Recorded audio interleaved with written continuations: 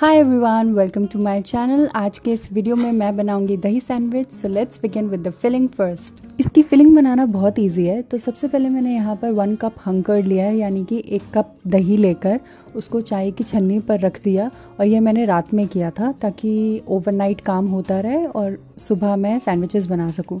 तो चाय की छन्नी पर रख दिया है ताकि उसका पानी, एक्सेस वाटर जो है वो निकल जाए।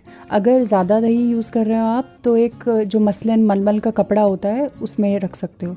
और बस इसमें फिर मैं चॉप्ड एंड ग्रेटेड वेजीज डाल रही हूँ। मिर्च के लिए मैंने ब्लैक पेपर यूज़ किया है और थोड़ा सा नमक यूज़ किया है, दैट्स इट। इन सारी वेजीज के साथ साथ आप बॉइल्ड कॉर्न भी यूज़ कर सकते हैं।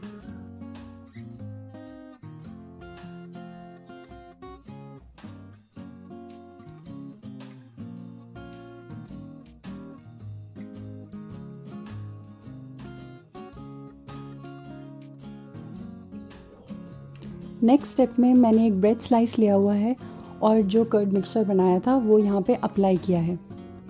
दूसरे स्लाइस में मैंने फन फूड्स का carrot and cucumber spread apply किया हुआ, which is one of my favourites. Alternatively, if you don't like to eat bread के sides, then you can slice them off and then apply this filling and चटनी और ketchup.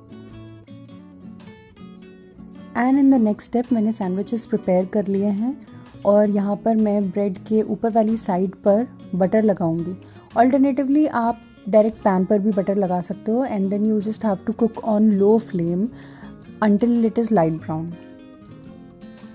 फिर पलटकर दूसरी side भी low flame पर ही पकाना है, तभी वो क्रंच आएगा जो आपने स्टार्टिंग में सुना था।